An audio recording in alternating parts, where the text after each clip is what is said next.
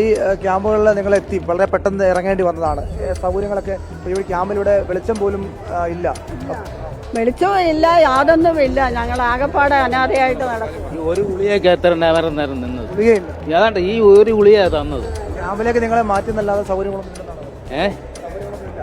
എന്തോ സൗകര്യങ്ങളാണ്, എന്തോ എന്തിനാ ഇത് എന്തോനായി ഗവൺമെന്റ് ഞങ്ങളുണ്ടായിട്ടല്ലേ ഇവര് കയറി പോന്നു. ഇനി ഞങ്ങൾ കണ്ടോളാം. ഇതിനെക്കാട്ടി എന്ത് ഡീസന്റ് ആയിരുന്നു വിജയൻ.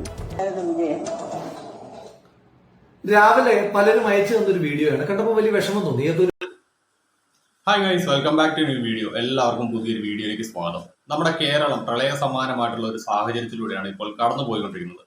നമുക്കറിയാം, ഇതിനു മുൻപും കേരളത്തിൽ പലപ്പോഴായിട്ട് പ്രളയം വന്നിട്ടുണ്ട്, കോവിഡ് വന്നിട്ടുണ്ട്, നിപ്പ വന്നിട്ടുണ്ട്. അന്നെല്ലാം നമ്മൾ അതിനെ അതിജീവിച്ചു.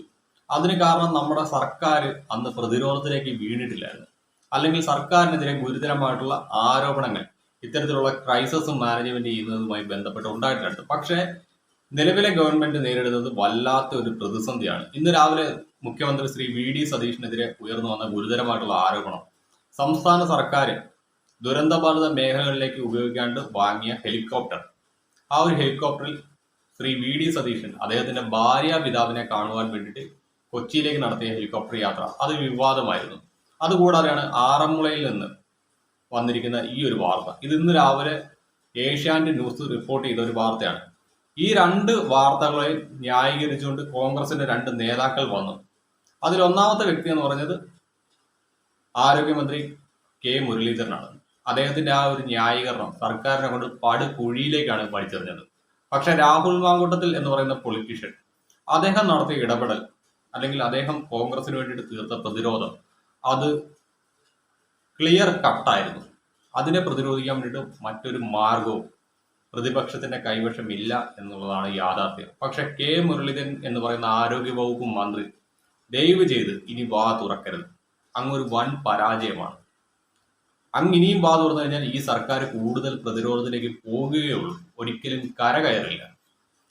അപ്പോൾ എൻ്റെ ഈ ഒരു വീഡിയോ കാണുന്നവരോട് എനിക്ക് ചോദിക്കാനുള്ളത്, ഈ ഒരു ക്രൈസിസിനെ മാനേജ് ചെയ്യുന്നതിന് നമ്മുടെ സംസ്ഥാന സർക്കാർ വിജയമാണോ പരാജയമാണോ? ഇതിനു മുൻപിരുന്ന പിണറായി വിജയൻ ഗവൺമെന്റ് ആണോ, അതോ ഇപ്പോൾ നിലവിലുള്ള വി ഡി സതീശൻ ഗവൺമെന്റ് ആണോ ഇത്തരത്തിലുള്ള ക്രൈസിസുകൾ മാനേജ്മെന്റ് ചെയ്യുന്നതിനകത്ത് മികച്ചത്? നിങ്ങളുടെ അഭിപ്രായം അതെന്തായാലും ഒന്ന് കമന്റ് ചെയ്യണം. എന്തായാലും ഇന്ന് രാവിലെ ആറന്മുളയിൽ നിന്ന് വന്ന വാർത്ത നമുക്കൊന്ന് കണ്ടു നോക്കാം. ഈ ക്യാമ്പുകളിൽ നിങ്ങളെത്തി വളരെ പെട്ടെന്ന് ഇറങ്ങേണ്ടി വന്നതാണ്. സൗകര്യങ്ങളൊക്കെ ഈ ക്യാമ്പിലൂടെ വെളിച്ചം പോലും ഇല്ല, വെളിച്ചവും ഇല്ല, യാതൊന്നുമില്ല. ഞങ്ങൾ ആകെപ്പാടെ അനാഥയായിട്ട് നടക്കും. ഒരു ഗുളിയൊക്കെ എത്ര നേരം നിന്നത്. ഗുളികയില്ല. ഏതാണ്ട് ഈ ഒരു ഗുളിയാ തന്നത്. ക്യാമ്പിലേക്ക് നിങ്ങളെ മാറ്റുന്നല്ലാതെ സൗകര്യങ്ങളൊന്നും എന്തോ സൗകര്യങ്ങളാണ്, എന്തോ എന്തിനാ ഇത് എന്തോനായി ഗവൺമെന്റ് ഞങ്ങളുണ്ടായിട്ടല്ലേ ഇവര് കയറി പോന്നു. ഇനി ഞങ്ങൾ കണ്ടോളാം. ഇതിനെക്കാട്ടി എന്ത് ഡീസന്റ് ആയിരുന്നു വിജയൻ. ഇത് എന്താണ് ഇവർ പറഞ്ഞത് ഈ പ്രതിസന്ധി?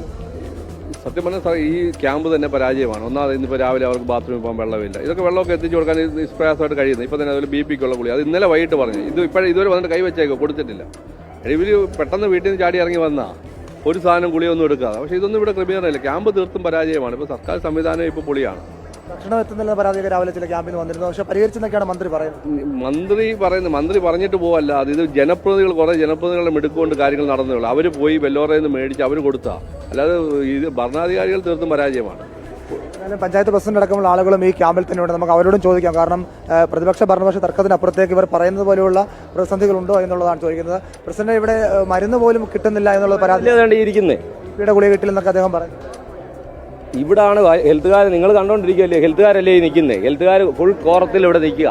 ഇത് ഹെൽത്തുകാർ. അപ്പോൾ ഈ കിട്ടുന്നില്ലെന്ന് പറഞ്ഞാൽ അവരവിടോട്ട് ഈ സൈഡിൽ നിന്ന് ഇങ്ങോട്ട് വന്നങ്ങ് മേടിച്ചാൽ പോരെ. അല്ലെ, അടിസ്ഥാന സൗകര്യങ്ങളൊക്കെ ഒരുക്കുന്നതിൽ കാലതാമസം ഒന്നും കാണുക. ഇന്നലെ തൊട്ട് എല്ലാ ക്രമീകരണങ്ങളും ഇവിടെ ഉണ്ട്. അതായത് ഇവരുടെ വീടുകൾ, ഈ പറഞ്ഞ ആൾക്കാരിരിക്കുന്ന വീടുകളിൽ രാവിലെ ഞാൻ ഉൾപ്പെടെ പോയി, അത് കഴിഞ്ഞ് ഉച്ചയായപ്പോഴത്തെ MLA ഉൾപ്പെടെ പോയി. എല്ലാവരും മാറണമെന്ന് പറഞ്ഞു. ഞങ്ങൾ എന്തെങ്കിലും സഹായം ചെയ്യണമെന്ന് ചോദിച്ചു. വേണ്ട, ഞങ്ങൾ സാധനങ്ങളെല്ലാം പറക്കി അടുക്കിക്കോളാമെന്ന് പറഞ്ഞു. ഞങ്ങൾ മാറിക്കോളാമെന്ന് പറഞ്ഞു. അതനുസരിച്ച് വാർഡ് മെമ്പർ ഇതാണ് വാർഡ് മെമ്പർ. നമ്മൾ ഈ ക്യാമ്പ് സജ്ജീകരണം ഇവിടെ വെളിച്ചം പോലും ഇല്ല. അപ്പോൾ ഒരു ജനറേറ്റർ സംവിധാനം ഇല്ല ഇവിടെ. ജനറേറ്റർ ഇന്നലെ രാത്രിയിലുണ്ട് ഇവിടെ. പ്രവർത്തിക്കുന്നില്ല. എവിടെ? Full time പ്രവർത്തനമുണ്ട്. ജനറേറ്റർ ഇന്നലെ 7 മണിയായപ്പോൾ കൊണ്ടുവച്ചാണ് ഇന്ന് രാവിലെ വരെ. ഇപ്പോഴും ജനറേറ്റർ നിങ്ങൾക്ക് ലൈവായിട്ട് നോക്കാമല്ലോ. അവർ പറയുന്നത് ഞാൻ പറയും, ഇന്നലെ രാത്രിയിൽ 10:30 വരെ ഞാനിവിടെ ഉണ്ടായിരുന്നു. നല്ല പ്രകാശമുണ്ട്. എല്ലാവരെയും കിടത്തി കഴിഞ്ഞിട്ടാണ് ഞാൻ പോയത്. വേണ്ട സൗകര്യങ്ങളെല്ലാം ചെയ്തു കൊടുത്തു. കൊതുകടിയാന്ന് പറഞ്ഞതിന് കോയിൽ വാങ്ങിച്ചു കൊടുത്തു. അവരുടെ വീടുകളിൽ രാവിലെ 5 മണിയായപ്പോൾ ഞാൻ ചെന്നത്. ഞാൻ വാർഡ് മെമ്പറാണ്. ആ സമയത്ത് അവിടെ വെള്ളം കയറിയിട്ടില്ല. പിന്നെ ഒരു 7 മണി തൊട്ട് പെട്ടെന്നാണ് വെള്ളം കയറാൻ തുടങ്ങി.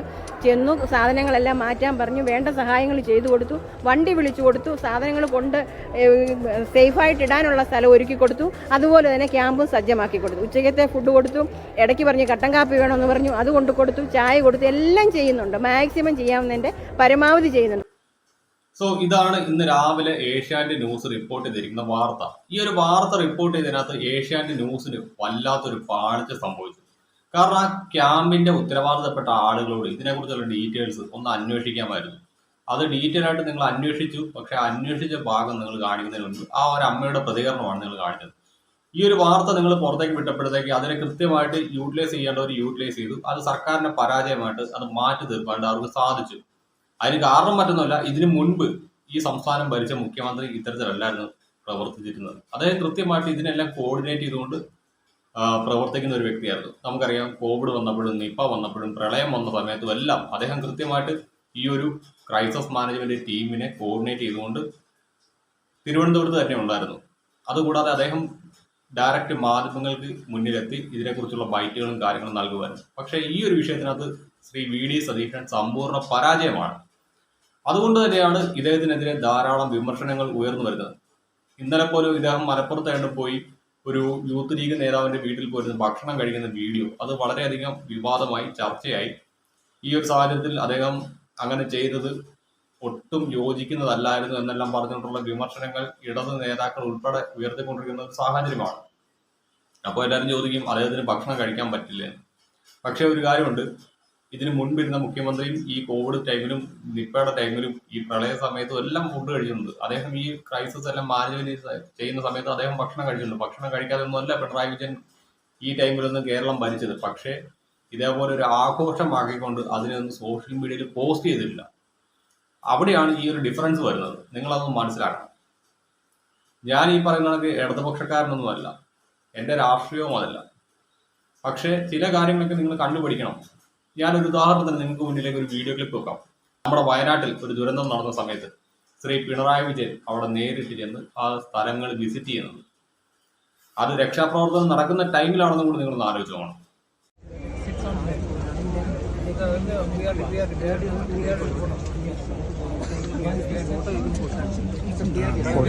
ആൾക്കാരാണ് ഈ ഇവിടെ വന്നിരിക്കുന്നത്.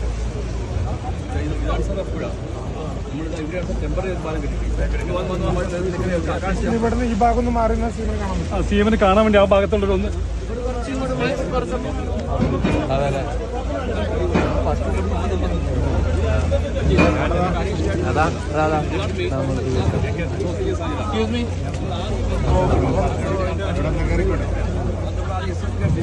ഇതിപ്പോ വൈകുന്നേരത്തേക്കാവും.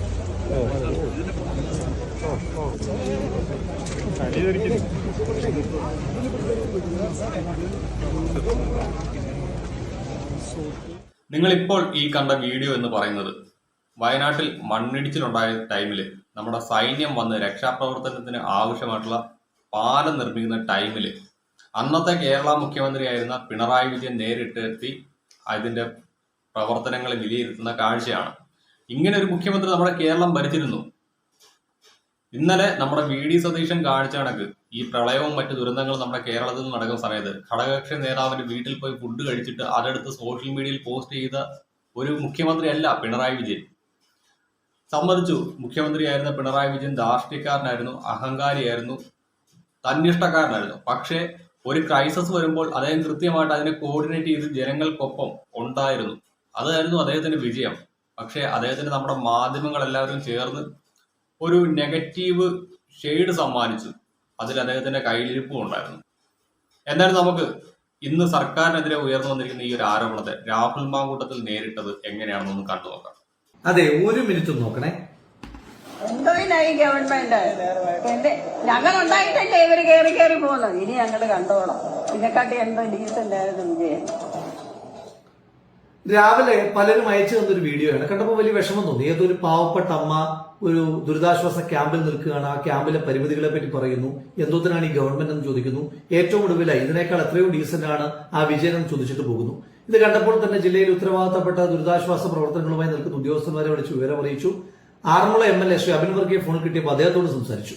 അതിനുശേഷം എനിക്കിപ്പോൾ അബിൻ തന്നെയാണ് അതിന്റെ യാഥാർത്ഥ്യം അയച്ചു തന്നിരിക്കുന്നത്. അതുകൂടി നോക്കാം.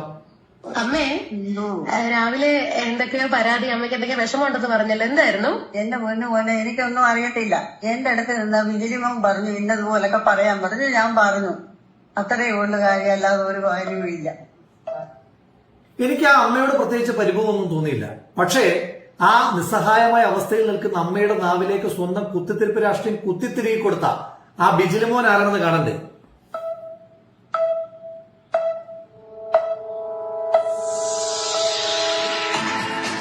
അമ്പട കേമ സഖാവ് ബിജിലി കുട്ട കോഴഞ്ചേരി ഏരിയ കമ്മിറ്റി അംഗമാണ് ഈ ബിജിലിമോൻ എന്ന് പറയുന്ന ചങ്ങാതി. എന്റെ പൊന്നു ബിജിലി, ആ പമ്പയാറ്റിലൂടെ കുത്തിയൊലിച്ചു വരുന്ന ചെളി വാരി തിന്നാൽ ഇതിനേക്കാൾ അന്തസ്സ് കാണും. ഒരു നാടിനെ ചേർത്ത് പിടിക്കുന്ന നാട്ടിലെ MLA അബിൻ വർക്കിയും കുറെ ഉദ്യോഗസ്ഥന്മാരും വിവിധ രാഷ്ട്രീയ പാർട്ടിയിൽപ്പെട്ട ആളുകളുമെല്ലാം ഒരേ മനസ്സോടുകൂടി പ്രവർത്തിക്കുമ്പോൾ അതിനിടയിലും ഈ വിഷവുമായി കയറാൻ ചില്ലറ ഉടുപ്പൊന്നും പോരെന്റെ പൊന്നു ചങ്ങാതി. നിങ്ങളെപ്പോലുള്ള ദുരന്തങ്ങളെയും ഈ മഴയും ഒരുപോലെ ഈ നാട് നേരിടും. ഈ ദുരന്തത്തിന് ഈ നാട് തിരിച്ചടി നൽകുക തന്നെ ചെയ്യും. സോ ഇങ്ങനെ വേണം ഒരു ക്രൈസിസിനെ ഒരു രാഷ്ട്രീയ നേതാവ് നേരിടാൻ. അതായത് തന്റെ സർക്കാരിനെതിരെ, തന്റെ മുന്നണിക്കെതിരെ വരുന്ന ഒരു ആരോപണത്തെ എങ്ങനെ നേരിടണമെന്ന് ഈ പറഞ്ഞ രാഹുൽ മാങ്കൂട്ടത്തിൽ കാണിച്ചു തന്നു. പക്ഷെ ഇദ്ദേഹത്തിന്റെ പൂർവ്വകാല ചരിത്രം നോക്കുമ്പോൾ അതല്ല കേട്ടോ. ഇദ്ദേഹം MLA ആയിരുന്ന കാലയളവിലായിരുന്നു ഇദ്ദേഹത്തിനെതിരെ ഒരു സ്ത്രീ വിഷയവുമായി ബന്ധപ്പെട്ട ആരോപണങ്ങളൊക്കെ ഉയർന്നു വന്നത്. അന്നൊന്നും ഇദ്ദേഹം സ്വന്തം മുന്നണിയുടെ ആ മാനാഭിമാനം ഒന്നും നോക്കിയില്ല. രാജിവെക്കാതെ MLA ആയിട്ട് തന്നെ തുടർന്നു. പക്ഷേ സർക്കാർ എന്ന് പറയുന്ന സംവിധാനത്തിലേക്ക് UDF എന്ന് പറയുന്ന മുന്നണി മാറിക്കഴിഞ്ഞപ്പോഴത്തേക്ക് ആ ഒരു മുന്നണിക്കെതിരെ വരുന്ന പല ഒളിയമ്പുകളെ കൃത്യമായിട്ട് നേരിടുന്നതിനകത്ത് ഈ പറഞ്ഞ രാഹുൽ മാങ്കൂട്ടത്തിൽ എന്ന് പറയുന്ന വ്യക്തി വിജയിച്ചിട്ടുണ്ട്. പക്ഷെ ഇന്ന് K മുരളീധരൻ എന്ന് പറയുന്ന പരിണിതപ്രജ്ഞനായിട്ടുള്ള രാഷ്ട്രീയ നേതാവ് ഒരു വൻ ദുരന്തമാണെന്ന് അയാൾ തന്നെ തെളിയിക്കുന്ന ഒരു സിറ്റുവേഷനിലേക്ക് കാര്യങ്ങൾ കടന്നുപോയി. നമുക്ക് ഇന്ന് രാവിലെ VD സതീശൻ എന്ന് പറയുന്ന കേരള മുഖ്യമന്ത്രിക്കെതിരെ ഉയർന്നു വന്ന ഒരു ആരോപണമായിരുന്നു അദ്ദേഹത്തിന്റെ വിവാദമായിട്ടുള്ള ഹെലികോപ്റ്റർ യാത്ര. ഈ ഒരു ഹെലികോപ്റ്റർ യാത്രയുമായി ബന്ധപ്പെട്ട് വന്ന വാർത്തയെ K മുരളീധരൻ എങ്ങനെ ന്യായീകരിക്കുന്നു എന്ന് നമുക്കൊന്ന് കണ്ടു നോക്കിയാലോ. മുൻ മുഖ്യമന്ത്രി പിണറായി വിജയന്റെ ഹെലികോപ്റ്റർ യാത്രയെ വിമർശിച്ച UDFന്റെ മറ്റൊരു യൂട്ടേൺ. പരിഹാസവുമായി ആദ്യം എത്തിയത് മുൻ മന്ത്രി V ശിവൻകുട്ടി. ഇന്നലെ രാവിലെ മുഖ്യമന്ത്രിയുടെ ഹെലികോപ്റ്റർ തിരുവനന്തപുരത്ത് നിന്ന് പുറപ്പെട്ട് കൊച്ചിയിലെത്തി. എന്നാൽ കാലാവസ്ഥ മോശമാണെന്ന് കണ്ട് തിരിച്ചു പറന്നു. പിന്നീട് ഉച്ചയ്ക്ക് 1:30 മണിയോടെ കൊച്ചിയിലേക്ക് വീണ്ടും പറന്നിറങ്ങി. എന്നാൽ തിരക്കിട്ട ഔദ്യോഗിക പരിപാടികൾക്കല്ല, മറിച്ച് ഭാര്യാപിതാവിനെ കാണാനാണ് മുഖ്യമന്ത്രി വിമാനത്തിൽ വന്നതെന്ന് ഇടത് നേതാക്കളുടെ വിമർശനം. പുതുയുഗ കേരളത്തിലെ വിസ്മയങ്ങൾ ഓരോ ദിവസവും കണ്ടുകൊണ്ടിരിക്കുകയാണ്. ഇന്നത്തെ വിസ്മയം ആകാശ വിസ്മയമാണ്. 2 തവണയാണ് ഹെലികോപ്റ്റർ തിരുവനന്തപുരത്ത് നിന്ന് കൊച്ചിയിൽ വന്നു പോയത്. എന്തിനു വേണ്ടി വന്നതെന്ന് എല്ലാവർക്കും അറിയാം. ബാക്കി ജനം വിലയിരുത്തട്ടെ. തെരഞ്ഞെടുപ്പ് കാലത്തെ മംഗലാപുരം യാത്രയ്ക്ക് ശേഷം കൊച്ചിയിലേക്കുള്ള മുഖ്യമന്ത്രിയുടെ ഹെലികോപ്റ്റർ യാത്രയാണ് വീണ്ടും വിവാദമാകുന്നത്. വിഷയത്തിൽ മന്ത്രി K മുരളീധരൻ മുഖ്യമന്ത്രിക്ക് പിന്തുണയുമായി എത്തി. കാലത്തിനനുസരിച്ച മാറ്റം അനിവാര്യമെന്നാണ് K മുരളീധരന്റെ മറുപടി. ഹെലികോപ്റ്റർ ഉപയോഗിക്കുന്നതിലൊന്നും ആരും വിമർശിച്ചിട്ടൊന്നുമില്ല. കാലം മാറുന്നതിന് അത് കഴിഞ്ഞ മുഖ്യമന്ത്രി ദുരിതബാധിത പ്രദേശങ്ങളിൽ ഒരിക്കൽ പോയപ്പോൾ പ്രതിപക്ഷ നേതാവ്, അന്നത്തെ പ്രതിപക്ഷ നേതാവ് രമേശ് ചെന്നിത്തല ഒപ്പം പോയിരുന്നല്ലോ. അത് വലിയ അത്ഭുതമാണോ? സോ ഇതിനകത്ത് ഏറ്റവും അവസാനം അദ്ദേഹം പറഞ്ഞത് കേട്ടോ, ദുരന്തബാധിത പ്രദേശത്ത് കഴിഞ്ഞ മുഖ്യമന്ത്രിയായിട്ടുള്ള പിണറായി വിജയനൊപ്പം അന്നത്തെ പ്രതിപക്ഷ നേതാവുള്ള രമേശ് ചെന്നിത്തല സഞ്ചരിച്ചപ്പോൾ ആർക്കും ഒരു പ്രശ്നമില്ലായിരുന്നല്ലോ. എന്റെ പൊന്നു മനുഷ്യ, അന്ന് പിണറായി വിജയനും രമേശ് ചെന്നിത്തലയും കാണാൻ പോയ ദുരന്തബാധിത മേഖലയാണ്, അല്ലാതെ ഹോസ്പിറ്റലിൽ കിടന്ന അമ്മായിയമ്മനെ കാണാനല്ല. ഒരു ന്യായീകരണമായിട്ട് വരുമ്പോൾ മിനിമം പുലർത്തേണ്ട ഒരു കോമൺ സെൻസ് ഉണ്ട്, അത് പുലർത്തണ്ടേ? പണ്ട് നമ്മൾ CPMകാരെ കുറിച്ച് പറയായിരുന്നു, ക്യാപ്സ്യൂൾ ഇറക്കി അടിമക്കമ്മികൾ പാർട്ടിയെ ന്യായീകരിക്കുമെന്ന്. അവരിറക്കുന്ന ഒരു ക്യാപ്സ്യൂളിന് മിനിമം ഒരു ക്വാളിറ്റി എങ്കിലും ഉണ്ടായിരുന്നു. പക്ഷെ ഇത് അതുപോലുമില്ല. ഇത് പാർട്ടിയെയും സർക്കാരിനെ കൂടുതൽ വെട്ടിലാക്കുകയാണ്. മുഖ്യമന്ത്രിയായിരുന്ന പിണറായി വിജയനും അന്നത്തെ പ്രതിപക്ഷ നേതാവായിരുന്ന രമേശ് ചെന്നിത്തലയും ദുരന്തബാധിത മേഖലകൾ കാണാനാണ് ഹെലികോപ്റ്ററിൽ യാത്ര നടത്തിയത്, അല്ലാതെ അമ്മായിയമ്മനെ കാണാണ്ട് ഹോസ്പിറ്റലിൽ പോകണ്ടല്ല. ഇതുപോലും അറിയാത്ത താങ്കളാണോ ഇത്രയും കാലം കേരള രാഷ്ട്രീയത്തിൽ കടന്ന് ഈ കിളച്ച് മറിച്ചത്? വെറുതെ അല്ല, കേരളത്തിലെ കോൺഗ്രസിന്റെ ഏറ്റവും തലമുതിർന്ന നേതാവായിരുന്ന K കരുണാകരന്റെ മകൻ നീണ്ട കാത്തിരിപ്പിനൊടുവിൽ ഇപ്പോൾ ഒരു മന്ത്രിയായത്. താങ്കളെക്കാളും എത്രയോ ജൂനിയറാണ് VD സതീശൻ എന്ന് പറയുന്ന കേരളത്തിലെ നിലവിലെ മുഖ്യമന്ത്രി. കഷ്ടം തന്നെ. ഞാൻ ഉള്ള കാര്യം പറയാം, താങ്കൾ പോയ രാഹുൽ മാങ്കൂട്ടത്തിന് ശിഷ്യപ്പെടുക, അവിടുന്ന് പഠിക്കും എങ്ങനെയാണ് രാഷ്ട്രീയം പയറ്റേണ്ടതെന്നത്.